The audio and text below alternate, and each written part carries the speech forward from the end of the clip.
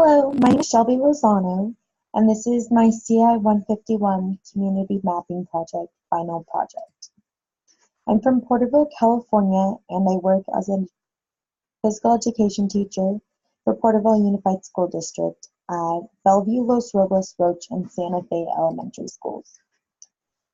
During my presentation today, the different places that I learned more information about include Santa Fe Elementary, the Heritage Center, Porterville Public Library, Downtown Porterville, Zelig Park, and St. Anne's Church. So let us take a look at the video that I created using Snapchat and Splice to help us gain more information about the community in Porterville.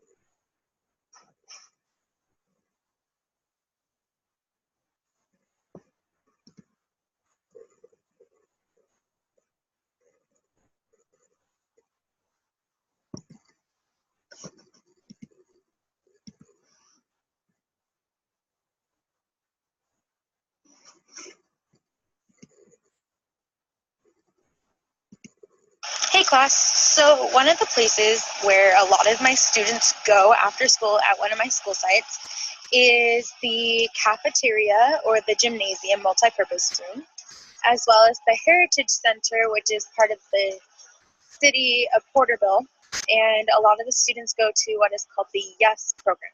More info on what YES means after this.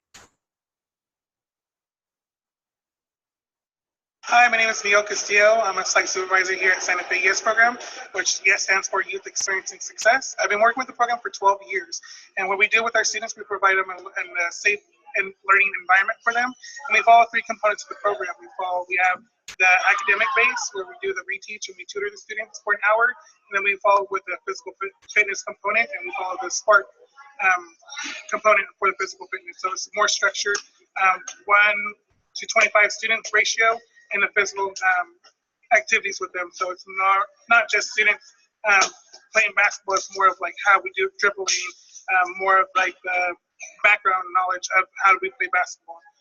So following the physical fitness component of the program, we do the enrichment. So we follow the STEM, which is the science, technology, engineering, mathematics component. So we do our program plans based on the STEM activities. Also, another really cool thing about here at Santa Fe is in their multi-purpose room on Fridays and Saturdays, they have city basketball, which is offered for students. So I know a lot of my students who are 4th and 5th graders for this school like to play outside of school for sports. And there are a few of my students actually in the background making some noise, shooting some hoops. And here's the Heritage Center building that we have. There's some resources in here for students.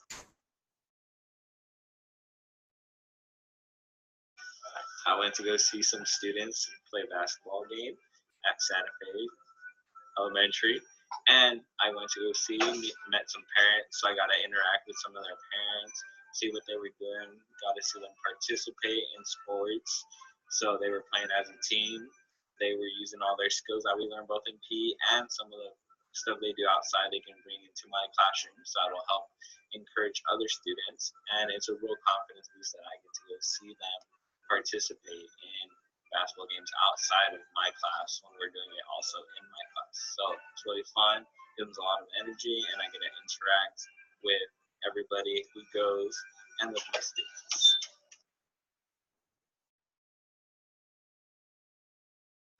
So what the library brings to the community, we bring quite a few things. Not only are we public access 7 days a week for the community, we also have all kinds of programs that happen throughout the year. Right now we're gearing up for our winter programming that is going to be starting on Friday. And for all of winter break, we are going to have something down here for the kids to do every day. In fact, we have multiple things happening on quite a few of the days. So there's crafts, there's movies to watch, all kinds of fun things, and of course everything's free.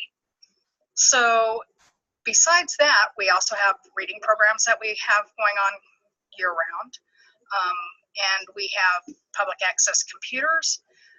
So we have that going, and then we are also a cooling and heating center. So we all offer that opportunity for patrons if they are cold and need to get in out of the weather, or if they're hot and need to get in out of the weather, they can come here and lounge around. We also have a literacy program that's really good for patrons if they need help learning English or learning to speak English better. We have a literacy program that helps them, and that's wonderful. And then we also have just the summer, or the story time that goes throughout the year. That's happening every Tuesday. And other than that, we just are the information hub for the community.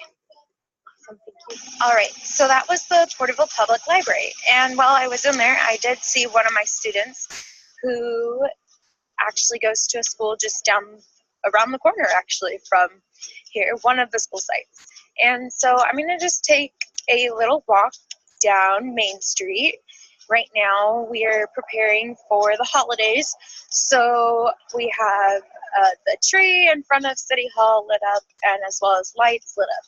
And I know I have seen a lot of my students actually just kind of walking down Main Street before, and that's a really big thing that's been upcoming for Porterville, because normally Main Street was a place where nobody would really want to go, but a lot of the things that happen throughout the community actually happen over here. So I'm going to take a trip across the street.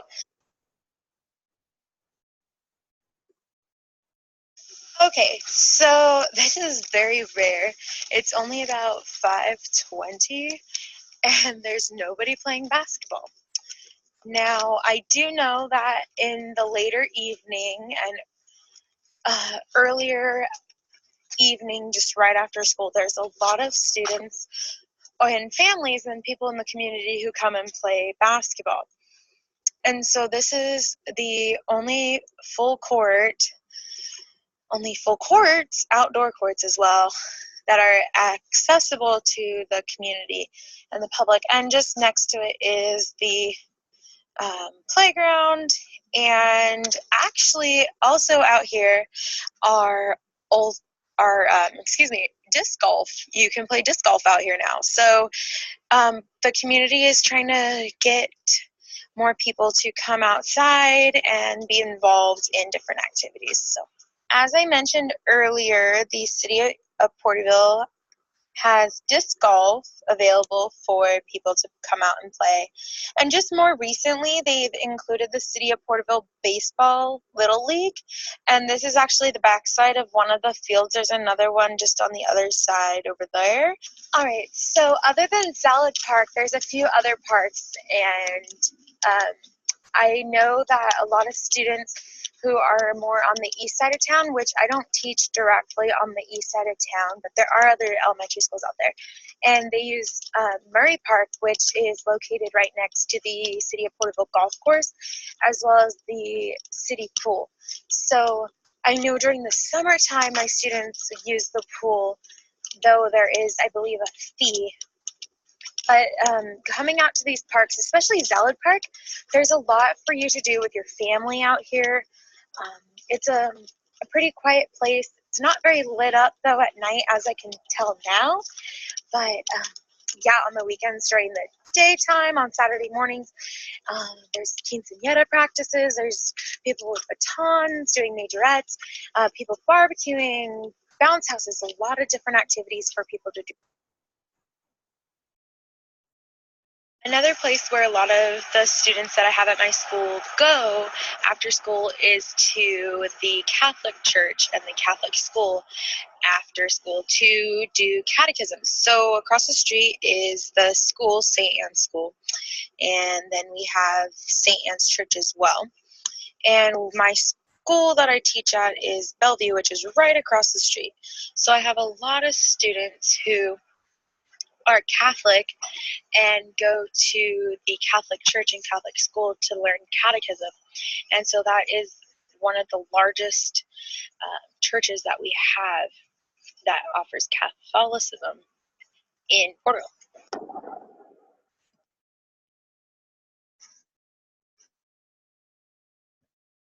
Overall, I learned so much about my hometown. Before this project, I was unaware of the different resources the Porterville community has to offer. I now have more knowledge of the community and I'm able to better educate my students about the resources available in the community. Thank you.